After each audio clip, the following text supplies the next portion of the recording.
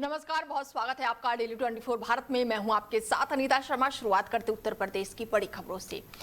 और ऐसे में राष्ट्रीय हथकरघा दिवस के अवसर पर मुख्यमंत्री योगी आदित्यनाथ ने शुक्रवार को संत कबीर राज्य स्तरीय हैंडलूम पुरस्कार विजेता वितरित किया है और इस दौरान उन्होंने प्रदेश के हथकरघा और हस्तशिल्प क्षेत्रों से जुड़े कारीगरों को बधाइयां दी और साथ ही भारत की सांस्कृतिक पहचान भी बताया। मुख्यमंत्री योगी आदित्यनाथ ने कहा कि हथकरघा केवल रोजगार का माध्यम नहीं है, बल्कि ये देश की परंपरा, सांस्कृतिक और विरासत से जुड़ा हुआ है। उन्होंने प्रदेश के सभी हस्तशिल्पकारों और बुनकरों को राष्ट्रीय हथकरघा दिवस की शुभकामनाएं दी। सीएम योगी ने कहा कि 7 अगस्त 1905 का दिन भारत के स्वतंत्रता आंदोलन के इतिहास में महत्वपूर्ण रहा और इसी दौरान स्वदेशी आंदोलन को नई दिशा भी मिली थी। उन्होंने कहा कि उस समय महात्मा गांधी का स्वतंत्र आंदोलन में आगमन नहीं हुआ था, लेकिन स्वदेशी की भावना देश में मजबूत हो चुकी थी। उन्होंने कहा कि स्वदेशी आंदोलन ने आजादी की लड़ाई को नई ऊर्जा दी और बाद में गांधी जी के नेतृत्व में ये आंदोलन और अधिक मजबूत हुआ।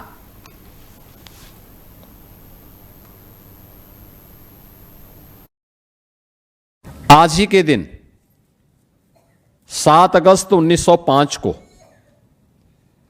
भारत की आजादी के आंदोलन को एक नई दिशा मिली थी, जब भारत की आजादी में स्वदेशी ने पदार्पण किया था। स्वदेशी एक ऐसा मंत्र है जिस मंत्र ने उत्तर दक्षिण, पूरा पश्चिम, पूरे भारत को एकता के सूत्र में जोड़ करके गुलामी की बेड़ियों को तोड़ने और भारत को स्वतंत्र कराने के एक संकल्प के साथ आगे बढ़ा था। यह उस समय था जब भारत की आजादी के आंदोलन में गांधी जी का पदार्पण नहीं हुआ था, लेकिन स्वदेशी आ चुकी थी और स्वदेशी के कारण जब भारत ने आजादी की इस लड़ाई को एक नई ऊंचाइयां प्रदान की और गांधी जी के आगमन के बाद ये लड़ाई जब और मजबूती के साथ आगे बढ़ी, तो देश को आजाद होने में कोई समय नहीं लगा। यानी मात्र 42 वर्ष में उत्तर प्रदेश अपने सैकड़ों वर्षों की गुलामी की बेड़ियों को तोड़ने में सफल हुआ। हर भारतीय के लिए गौरव का दिवस। राष्ट्रपिता महात्मा गांधी ने भारत की आजादी के आंदोलन को खादी को ही अपना मंत्र बनाया था, स्वदेशी को ही अपना मंत्र बनाया। हथकरघा को ही उन्होंने अपने आजादी के आंदोलन का सबसे बड़ा शस्त्र बनाया। और हम सब आभारी हैं प्रधानमंत्री मोदी जी के, जिन्होंने 7 अगस्त की तिथि को राष्ट्रीय हथकरघा दिवस के रूप में आयोजित करने और 2015 से लगातार इस आयोजन को पूरे देश के अंदर आयोजित करने का जो निर्णय लिया है, वह देश के उन लाखों हथकरघा से जुड़े हुए उद्यमियों, व्यवसायियों, हस्तशिल्पियों का सम्मान है। मैं इसके लिए उत्तर प्रदेश की लगभग 2.5 लाख उन परिवारों की ओर से जो इस हथकरघा उद्योग से जुड़े हुए हैं, उन सब का मैं हृदय से अभिनंदन करता हूं, स्वागत करता हूं और प्रधानमंत्री जी के प्रति आभार व्यक्त करता हूं। वहीं अंबेडकर नगर में मुख्यमंत्री योगी आदित्यनाथ के प्रस्तावित दौरे को लेकर जिले में तैयारियां पूरी कर ली गई है। मुख्यमंत्री जहां पर जनसभा को संबोधित भी करेंगे और विभिन्न सरकारी योजनाओं के लाभार्थियों को स्वीकृति पत्र और प्रमाण पत्र वितरित करेंगे। मुख्यमंत्री के कार्यक्रम के दौरान जिले को कई विकसित परियोजनाओं की सौगात मिलने की उम्मीद जताई जा रही है। इससे सड़क निर्माण, पेयजल, बिजली, पर्यटक और साथ ही लोक निर्माण विभाग और कौशल विकास से जुड़ी योजनाएं शामिल है। इन परियोजनाओं के माध्यम से क्षेत्र में बुनियादी सुविधाओं को मजबूत करने के साथ ही रोजगार के नए अवसर बढ़ाने की संभावना जताई जा रही है।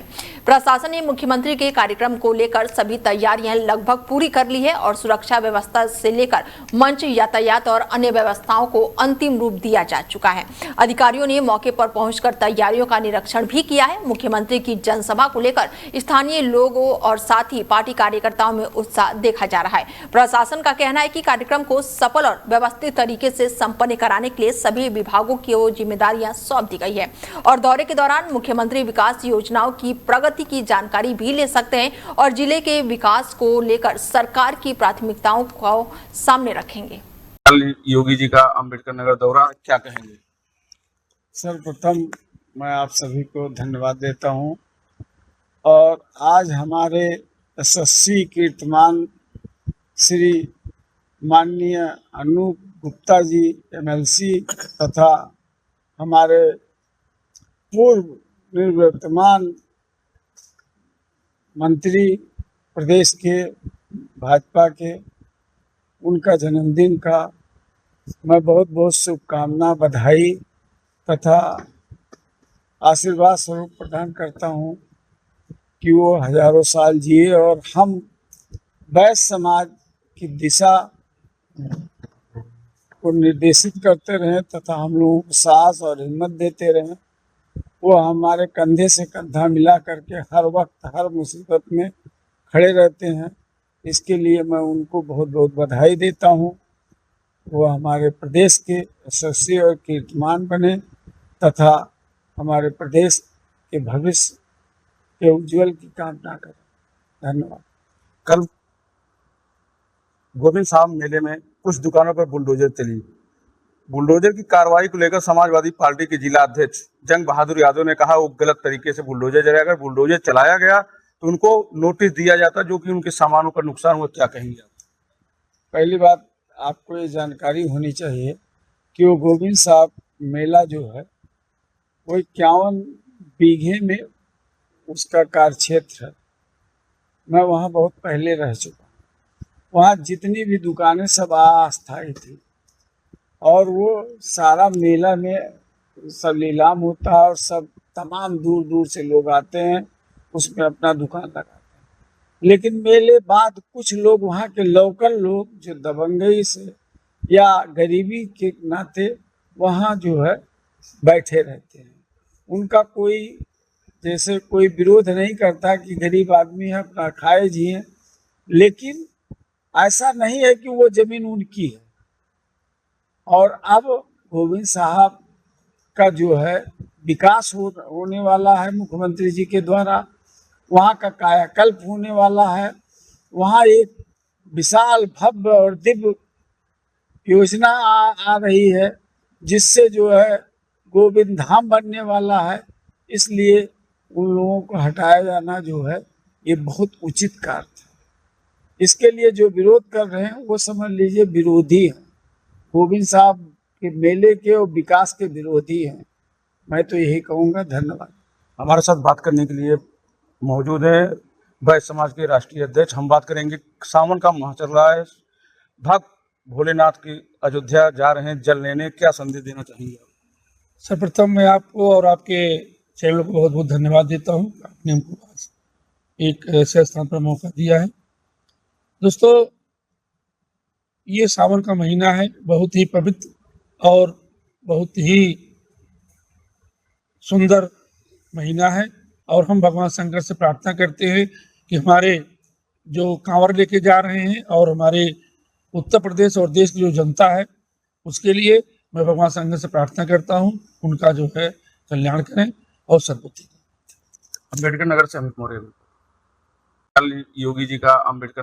वहीं हजरतपुर थाना पुलिस पर भैंस चोरी के मामले में लापरवाही बरतने के आरोप लगाए गए हैं। पीड़ित का कहना है कि घटना के करीब 20 दिन बीत जाने के बावजूद भी पुलिस ने अब तक मुकदमा दर्ज नहीं किया है। आरोप है कि नामजद तहरीर देने के बाद भी मामले में कोई भी ठोस कार्रवाई नहीं की गई है, जिससे पीड़ित और उसके परिवार में नाराजगी है। ऐसे में पीड़ित का कहना है कि उसे घटना की पूरी जानकारी और संदिग्ध लोगों के नाम पुलिस को दिए थे, लेकिन इसके बावजूद भी FIR दर्ज नहीं हुआ है। न्याय की मांग को लेकर वो लगातार उच्च अधिकारियों से गुहार लगा रहा है। मामले को लेकर ग्रामीणों में भी पुलिस की कार्यशैली के प्रभावित नाराजगी देखने को मिल रही है। ऐसे में लोगों का कहना है कि समय पर कार्रवाई नहीं होने से अपराधियों के हौसले बढ़ रहे हैं।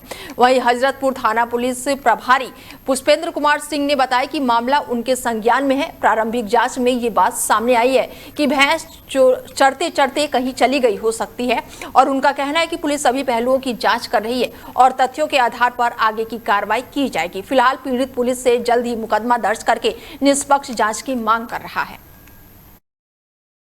तो मैं आज खड़ा हूं उत्तर प्रदेश के जिला बदायूं थाना हजरतपुर क्षेत्र के ग्राम गेंगट नगला में, जहां एक बहुत ही ऐसी घटना हुई है जो बहुत ही घर से गरीब है। आप देख सकते हैं हमारे पीछे कच्चा मकान बना हुआ है, झोपड़ी पड़ी हुई है और इनकी यहाँ पे 2 भैंसें बंधी थी जो गांव के कुछ व्यक्तियों के नाम ओपन करे हैं इन्होंने, उनके द्वारा खोल ली गई हैं। और इन्होंने जब पुलिस को प्रार्थना पत्र दिया है तो उसके बाद में प्रार्थना पत्र देने के बाद में जो है कि उक्त आरोपी लोग पहुंच गए और जो पुलिस ने पीड़ित को तुरंत साथ में भेज के जहां इन्होंने प्रार्थना पत्र लिखाया वहीं अंगूठा लगवा लिया और फैसला कराया। क्या नहीं कराया ये। हाँ जी। खाना कहाँ लगता है? हजरतपुर। हजरतपुर। हाँ। क्या मामला है? मेरी भैंस खोल ली गांव वालों ने, 3 लोगों ने। अच्छा। हाँ जी। नाम मालूम है आपको? नाम मालूम है। क्या क्या नाम है? एक रमेंद्र ऋषिपाल का, एक भगवान दास का झब्बू है। अच्छा। एक नाम दर्ज आपने तहरीर वगैरह? हाँ तैयार दी है। थाने वाली का? तो हाँ थाने के वो गए बंदे, हमें 5 मिनट में बुला लिया कि जल्दी आओ थाने को। फिर क्या था पुलिस ने? पुलिस ने जाके आई, इनको ले लगी, वही बंदा हमको ले गए मोटरसाइकिल बैठा के। कहाँ ले गए? जब रपट लगाई थी नहीं थाने में? थाने में नहीं, हाँ एप्लीकेशन लिखाया तहाँ पे ले गए चौराहे पे। तो हाँ फैसला कर लो और भैंस हम ला के दे। भैंस हम फैसला कर लो, चोरी मती लगाओ। मैं भैंस अभी तक। अच्छा। हाँ जी नहीं हो गए। तब इसने बोला कि मैं कागज, दरोगा जी ने सिलेंडर और उसका कहना पुष्पेंद्र लंदर सिपाही है। अच्छा, ये आपको धमका रहे? धमका रहे। अच्छा। हाँ कि भले आदमी वे भले आदमी घूस खा गए। पुष्पेंद्र वहीं कांग्रेस प्रदेश अध्यक्ष एवं पूर्व मंत्री अजय राय ने सिविल लाइंस स्थित एक होटल में आयोजित प्रेस कॉन्फ्रेंस में ऐलान किया कि 8 अगस्त की शाम को 5 बजे कांग्रेस नेता राहुल गांधी का छात्रों से संवाद कार्यक्रम पूर्व निर्धारित स्थल केपी कॉलेज मैदान में ही आयोजित किया जाएगा। उन्होंने कहा कि पार्टी कार्यक्रम करने के लिए पूरी तरह से तैयार है। अजय राय ने आरोप लगाया कि कार्यक्रम के लिए कांग्रेस की ओर से केपी कॉलेज प्रशासन को 51,000 रुपए शुल्क के रूप में जमा किए गए थे और पहले अनुमति भी मिल चुकी थी, लेकिन बाद में अचानक से ही कार्यक्रम रद्द कर दिया गया। कांग्रेस का आरोप है कि यह फैसला सरकार के दबाव में लिया गया, जबकि कार्यक्रम पहले से तय था। प्रदेश अध्यक्ष ने कहा कि कांग्रेस पीछे हटने वाली नहीं है और राहुल गांधी छात्रों से तय समय पर संवाद करेंगे। उन्होंने प्रशासन से सहयोग की अपेक्षा जताते हुए कहा कि लोकतांत्रिक कार्यक्रमों को रोकना उचित नहीं है। प्रेस कॉन्फ्रेंस के दौरान अजय राय ने स्पष्ट किया कि कांग्रेस कार्यकर्ता कार्यक्रम को सफल बनाने के लिए पूरी ताकत से जुटे हैं। कि हमारे नेता आदरणीय राहुल गांधी जी छात्रों के साथ संवाद कर रहे हैं, पूरे देश के अंदर छात्र छात्राओं के साथ संवाद कर रहे हैं। जिस तरीके से ये सरकार भाजपा की उनके साथ उनका भविष्य खराब कर रही है, उनका भविष्य बर्बाद कर रही है, उनके साथ अमानवीय कृत्य किया जा रहा है। आपने देखा दिल्ली के अंदर इसके पहले भी छात्र आंदोलन हुए हैं, इसके पहले भी तमाम तरीके से छात्रों ने सड़कों पर उतर कर रजिस्ट्रेशन किया है। पर जो विभत्स रूप आप सब लोगों ने जो पूरे देश को दिखाया, आप लोगों ने दिखाया, आपके माध्यम से हम सब देशवासियों ने देखा कि जंतर मंतर पर जिस तरीके से बच्चों के साथ अमानवीय कृत्य किया गया, अमानवीय बच्चियों के साथ। हमारे यहाँ पे सबके घर में बच्ची हैं, हमारे बच्ची हैं, आपके बच्चे हैं, बहनें हैं, उनके साथ जो अमानवीय कृत्य किया ये मोदी सरकार ने, भाजपा की सरकार ने, अमित शाह की पुलिस ने, उनके प्राइवेट स्पॉट्स पर लाठियां मारी गई, उनके कपड़े फाड़ दिया। किसने पेलेट्स गन चलाने का आदेश दिया? किसने आंसू गैस छोड़ने का आदेश दिया? किसने उन बच्चियों के प्राइवेट स्पॉट्स पर लाठियां मारने का आदेश दिया है? तो भाग रहे हैं अमित शाह, मोदी। आज हम सब लोग डटकर एक कांग्रेस का कार्यकर्ता खड़ा है। वहीं जिले के सोनबरसा स्थित संयुक्त राजकीय चिकित्सालय एवं समुदाय स्वास्थ्य केंद्र में मुख्य चिकित्सा अधिकारी डॉक्टर अभय नारायण राय के औचक निरीक्षण के दौरान बड़ी कार्रवाई की गई है। निरीक्षण में बिना पूर्व सूचना के अनुपस्थित पाए गए 3 चिकित्सा अधिकारी समेत 5 कर्मचारियों को 1 दिन का वेतन काट दिया गया है। साथ ही संबंधित कर्मचारियों के विरुद्ध आगे की कार्रवाई के लिए भी जिलाधिकारी को रिपोर्ट भेजी गई है।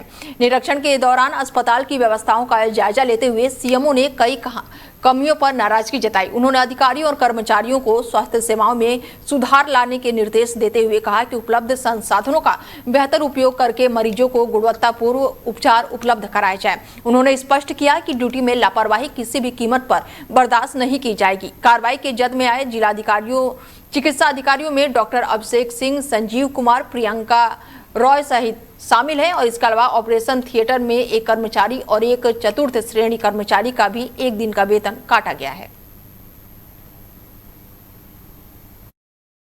आज से जिलाधिकारी महोदय को बताने जा रहा हूँ जी कि यहाँ पर हमारे पूर्व के निर्देश के बाद भी अभी तक अनुपालन नहीं हो पाया था जी। तीसरा, इसकी मैं अब पर डे मॉनिटरिंग करूँगा, कुछ आप लोग माध्यम से, कुछ अन्य माध्यमों से जी कि आखिर हमारा प्रोग्रेस कहाँ पहुँच रही है जी। एक आखिरी सवाल ये है सर कि जो मशीनें यहाँ पर आई हैं, जो नहीं इंस्टॉल हो पाई हैं, तो क्या ये व्यवस्थित रूप से कितने दिन में अस्पताल जल्दी हो जाएंगी? मैं इसके लिए पूरा प्रयास कर रहा हूँ सर। ये ग्रांट नहीं मिला है इस ये बात सही कह रहे हैं आप कि अभी तक ग्रांट नहीं मिल पाया है। शासन को पत्र भेजा गया था और उम्मीद है जल्दी मिल जाए। अच्छा सर, तब तो ये कोई अभी ठीक नहीं माना जाएगा? नहीं, ठीक नहीं है। शासन बहुत सक्रिय रूप से कार्य कर रहा है और हम दोबारा रिक्वेस्ट भी भेजेंगे इसमें। वहीं यूपी के रामपुर में पुलिस अधीक्षक अनिल कुमार सिसोदिया ने पत्रकार वार्ता के दौरान जिले में गौकसी की घटनाओं पर सख्त रुख अपनाने की बात कही है। उन्होंने कहा कि हाल ही के दिनों में शहर के विभिन्न क्षेत्रों में गौकसी की घटनाएं सामने आई है और कुछ लोग जिले की शांति एवं कानून व्यवस्था बिगाड़ने का प्रयास कर रहे हैं। एसपी ने कहा कि पुलिस विशेष अभियान चलाकर गौकसी के मामलों में वांछित हिस्ट्री सीटर और पूर्व में जेल जा चुके आरोपियों का सत्यापन करेगी और ऐसे लोगों का रिकॉर्ड तय किया जाएगा और उनके फोटो के साथ वितरण सुरक्षित रखा जाएगा। उन्होंने बताया कि डीजीपी द्वारा लॉन्च किए गए ऐप में भी इस अपराधियों का डाटा उपलब्ध है, जिसके आधार पर सक्रिय अपराधियों पर कड़ी कार्रवाई की जाएगी। प्रेस कॉन्फ्रेंस के दौरान एसपी ने देवबंद स्थित दारुल उलाम के उल्लेख करते हुए कहा कि धार्मिक भावनाओं को ठेस पहुंचाने वाले कृत्यों से बचना चाहिए। देखा होगा कि थाना श्वार में, थाना गंज में इस पवित्र श्रावण माह में भी कुछ लोगों द्वारा गोकसी की घटना कारित की गई और हमारे गंज पुलिस ने, सीओसीटी ने बहुत अच्छी मेहनत की। घटना 10 घंटे के अंदर वर्कआउट हो गई कि इस्लाम के अनुसार कोई भी ऐसा पशु जिसको काटने से किसी अन्य धार्मिक व्यक्ति की धार्मिक भावनाओं को ठेस पहुंचती है, उसका मांस खाना ये हराम है।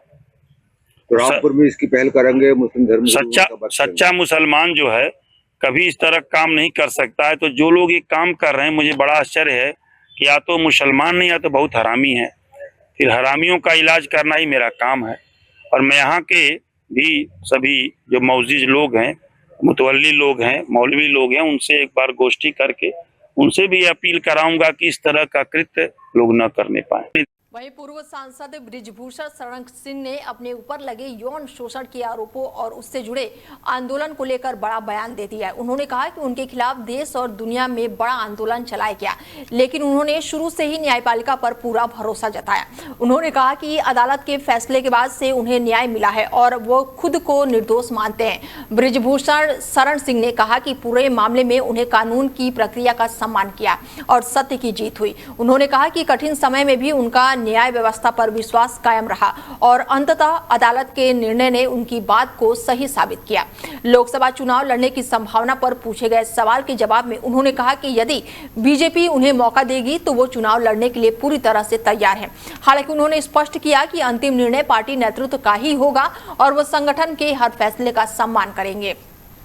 पूर्व सांसद ने कहा कि उनके लिए पार्टी सर्वोपरि है और वो व्यक्तिगत इच्छा से अधिक संगठन के निर्णय की महत्व देते हैं। उन्होंने अपने बयान में कहा कि प्रदेश की राजनीति में एक बार फिर से अब ये चर्चाओं का दौर तेज हो गया है कि क्या आगामी चुनाव में बृजभूषण शरण सिंह मैदान में उतरेंगे या फिर नहीं। 4 जज ये 4 जजों का फैसला है। जैसे पहले एक जज ने सुना, फिर एक महिला जज ने सुना, फिर एक पुरुष जज ने सुना। ये चौथे जज हैं जिन्होंने ये फैसला सुनाया है। और मुझे इस बात की प्रसन्नता है कि अगर कहते कि सबूतों के अभाव में आपको छोड़ा गया तो मुझे तकलीफ होती। बाइज्जत शब्द का प्रयोग हुआ है और षड्यंत्र शब्द का भी प्रयोग हुआ है। जजमेंट में षड्यंत्र शब्द का भी प्रयोग हुआ है।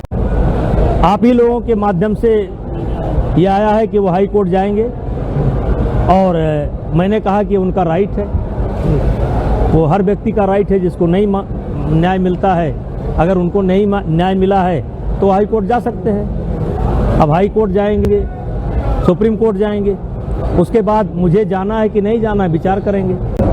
वहीं आरपीएफ और जीआरपी की संयुक्त कार्रवाई में गोंडा रेलवे स्टेशन से अंतर्राज्यीय नशाखुरानी गिरोह के 3 शातिर आरोपियों को गिरफ्तार किया गया है। पुलिस ने आरोपियों के कब्जे से चोरी का सामान, नकदी और 66 नशीली टैबलेट बरामद की है। पुलिस के मुताबिक आरोपियों ने कई घटनाओं में शामिल होने की बात भी स्वीकार की है। आरोपियों ने बताया है कि वो ट्रेनों में सफर करने वाले यात्रियों से दोस्ती करते थे और मौका मिलते ही चाय, बिस्किट या फिर उन अन्य पेयजल पदार्थों में नशीली दवा मिलाकर उन्हें बेहोश कर देते थे। इसके बाद से यात्रियों के मोबाइल, जेवर, नकदी और अन्य कीमती सामान चोरी करके फरार हो जाते थे। आरपीएफ और जीआरपी के अधिकारियों के अनुसार पकड़े गए आरोपी शातिर अपराधी हैं और उनके खिलाफ कई मामलों में जांच चल रही है। पुलिस ने बताया कि ये गिरोह गोंडा, मिर्जापुर और झांसी जीआरपी में दर्ज जहरखुरानी के मामले में वांछित थे। गिरफ्तार आरोपियों के खिलाफ संबंधित धाराओं में मुकदमा दर्ज कर लिया गया है। पुलिस अब गिरोह से जुड़े अन्य सदस्यों की तलाश में जुटी हुई है। अधिकारियों का कहना है कि रेलवे यात्रियों की सुरक्षा को लेकर लगातार अभियान चलाया जा रहा है और ऐसे अपराधियों के खिलाफ सख्त कार्रवाई जारी रहेगी। वहीं जिले में बीते दिनों करीब 4:30 बजे हादसा होते होते टल गया, जहां पर ब्रिजभूषण शरण सिंह के कार्यक्रम से लौट रही एक बस जो है अचानक से ही पलट गई और हादसा नवाबगंज थाना क्षेत्र के पास का बताया जा रहा है कि बस में करीब 30 से 40 लोग सवार थे जो बहराइच लौट रहे थे और बस नंदिनी नगर स्पोर्ट स्टेडियम में आयोजित सत्यमेव जयते रैली में शामिल होने के बाद से वापस जा रही थी। जानकारी के अनुसार ये बस केसरगंज सांसद प्रतिनिधि सुनील सिंह की ओर से उपलब्ध कराई गई थी। हादसे के बाद से मौके पर अफरा तफरी मच गई। स्थानीय लोग और पुलिस की मदद से बस में फंसे सभी यात्रियों को सुरक्षित बाहर निकाल लिया गया।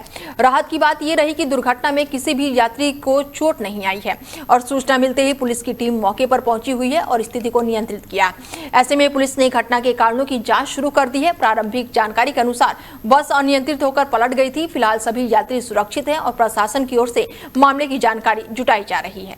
वहीं जिला अस्पताल में भर्ती मरीजों की सुरक्षा व्यवस्था में एक बार फिर से सवाल खड़े हो गए हैं। सदर कोतवाली क्षेत्र में स्थित जिला अस्पताल के पेइंग वार्ड में एक मरीज का मोबाइल चोरी करते हुए चोर को रंगे हाथों पकड़ लिया गया है। जानकारी के अनुसार बिलसी थाना क्षेत्र में गांव हरनाथ नगला निवासी अवनीश जिला अस्पताल में टीबी रोग का इलाज करा रहा है और उनके पिछले 8 दिनों से अस्पताल में उपचार चल रहा है और इसी दौरान वार्ड में एक युवक उनके पास से मोबाइल चोरी करने का प्रयास कर रहा था। मरीज की पत्नी हेमलता की नजर पड़ी और उन्होंने सूझबूझ दिखाते हुए आरोपी को पकड़ लिया। शोर सुनकर अस्पताल में तैनात पूर्व फौजी सुरक्षा गार्ड भी मौके पर पहुंच गया और उन्होंने चोर को अपने कब्जे में ले लिया। सुरक्षा गार्डों ने घटना की सूचना सदर कोतवाली पुलिस को दी है और जिसके बाद से अस्पताल में मौजूदा लोगों का भी यही कहना है कि आए दिन मरीजों और तीमानदारों के मोबाइल फोन चोरी होने की शिकायतें सामने आती रहती है। क्या नाम है तुम्हारा? हेमलता। कहाँ की रहने वाली हो? बिलसी के पास हरनाम नगला है, वहाँ के रहने वाले। अच्छा, क्या घटना घटित हुई है जिला अस्पताल में? अरे दो आए थे लोग। हम अपने पति के कपड़े बदल रहे थे। हमारे पति टीबी वार्ड में है, बस्ती 8 दिन हो गए उनके लिए। अच्छा। तो वो क्या कहते 2 चोर आए और हमने तकिया पे अपना फोन रख दिया। पति के कपड़े बदल रहे थे, इतने उन्होंने फोन उठाया और लेके चल दिए। हमने पूछा भैया तुम किसके लिए पूछ रहे हो? करे नहीं। और हमने उस मोबाइल देखा, उन्होंने अंगोछों में लपेट लिया। तब हमने छीना, भैया मिल गया। हमने छीना इसलिए मिल गया, 2 थे एक बग गया। वहीं एक बार फिर से नगर निगम की लापरवाही देखने को मिल रही है। वार्ड नंबर 26 स्थित द्वारकाधीश मंदिर की मोहर वाली गली के लोगों की परेशानियां बढ़ती ही जा रही हैं। करीब 2 महीने से निर्माणाधीन गली का काम अधूरा पड़ा है, जिसके चलते पूरी सड़क जो है दलदल में तब्दील हो गई है। स्थानीय लोगों का आरोप है कि 15 जुलाई से गली में निर्माण कार्य पूरी तरह से बंद है। बारिश के कारण जगह जगह गहरे गड्ढे और कीचड़ हो गया है, जिससे लोगों का घरों से निकलना मुश्किल हो गया है। बच्चों को स्कूल जाना, मरीजों को अस्पताल अस्पताल पहुंचाना और रोजमर्रा के कामों में भारी दिक्कतों का सामना करना पड़ रहा है। व्यापार भी इसका असर में आ गया है। स्थानीय निवासियों के अनुसार हालत इतनी खराब हो गई है कि क्षेत्र में हुई एक मौत के बाद भी परिजनों को शव रखने के लिए भी सूखी जमीन नहीं मिल सकी। मजबूरी में कीचड़ भरे रास्ते के बीच में अंतिम रस्म जो है वो पूरी करनी पड़ी। लोगों ने आरोप लगाया कि कई बार शिकायत करने के बावजूद भी समस्या का समाधान नहीं हुआ है। उन्होंने पार्षद और नगर निगम अधिकारियों से जल्दी निर्माण काम पूरा करने की मांग की है। स्थानीय निवासियों ने चेतावनी दी कि यदि जल्द से जल्द गली का काम शुरू नहीं कराया गया तो वो आंदोलन करने को मजबूर हो जाएंगे। क्या नाम है आपका? देविंदर। किस तरह की परेशानी है, क्या कहेंगे आप? 15 जुलाई से इसका काम चल रहा है और इतना इसमें दलदल हो रहा है, इधर भी और इधर भी। ये 15 जुलाई से 2 महीने के करीब होने जा रहे हैं और कोई जन सुनवाई नहीं है। ये हमारा वार्ड नंबर 26 है। तो ठीक कीजिए और आपके शासन प्रशासन आपका पार्षद कोई नहीं सुनता है। हमने बहुत अपील की है, वो कहते हैं कल हो जाएगा कल हो जाएगा। 2 से 2.25 महीना हो गए पर हमारा कोई काम नहीं हो रहा है। हम बहुत दुखी हो गए हैं और आप सोच रहे हैं कि मैं अकेला नहीं हूँ। आपको मैं अभी दिखाता हूँ पूरी वीडियो। भैया दिखाओ सब आप। वहीं पुलिस अधीक्षक विनोद कुमार ने पुलिस लाइन परेड ग्राउंड में आयोजित साप्ताहिक परेड की सलामी ली और परेड का निरीक्षण भी किया और इस दौरान उन्होंने पुलिसकर्मियों के अनुशासन, वर्दी और परेड की एकरूपता का जायजा भी लिया। निरीक्षण के बाद से पुलिस अधीक्षक ने जवानों से ट्रोलीवार ड्रिल भी करवाया। उन्होंने परेड में अनुशासन बनाए रखने और बेहतर तालमेल के लिए आवश्यक दिशा निर्देश भी दिए। इसके साथ ही सभी अधिकारियों और कर्मचारियों से शस्त्र अभ्यास भी कराया गया। पुलिस अधीक्षक ने पुलिस लाइन की परिवहन शाखा का भी निरीक्षण किया। उन्होंने वहां खड़े वाहनों की स्थिति, रखरखाव और अन्य व्यवस्थाओं के बारे में जानकारी ली। इसके बाद से पुलिस लाइन परिसर में स्थिति, विभिन्न शाखाओं और सुविधाओं का निरीक्षण भी किया गया। निरीक्षण के दौरान जीडी कार्यालय, क्वार्टर गार्ड और साथ ही पुलिस कैंटीन, बैरिक, भोजनालय, कंट्रोल रूम और यूपी 112 कार्यालय का जायजा लिया गया। वही खबर यूपी के अंबेडकर नगर से है, जहां पर बार एसोसिएशन के चुनाव में अध्यक्ष पद पर सुनील यादव ने शानदार जीत दर्ज की है।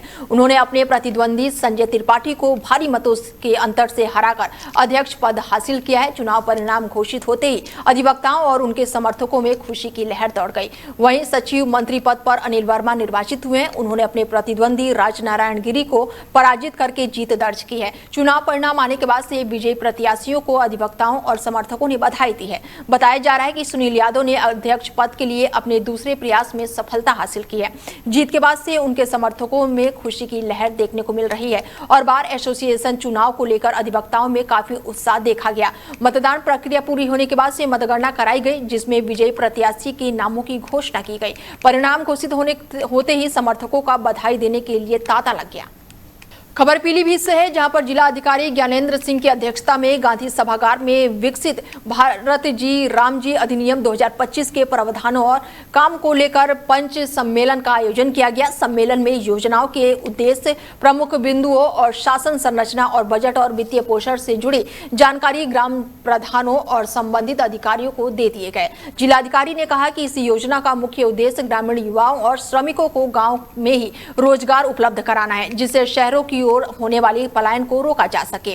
उन्होंने बताया कि योजना के तहत 125 दिनों के रोजगार का प्रावधान किया गया है और प्रतिदिन 300 रुपए मजदूरी निर्धारित की गई है। डीएमए ने युवा और महिला सशक्तिकरण पर भी जोर दिया और स्वयं सहायता समूहों के माध्यम से महिलाओं को रोजगार से जोड़ने की बात भी कही। उन्होंने ग्राम प्रधानों से गांव की आधारभूत सुविधाओं को बेहतर बनाने, विद्यालय, ग्राम पंचायतों और आंगनबाड़ी केंद्रों को स्वच्छ एवं सुविधाजनक बनाने के दिशा निर्देश भी दिए। फिलहाल खबरों में मेरे साथ इतना ही। दीजिए इजाजत, नमस्कार।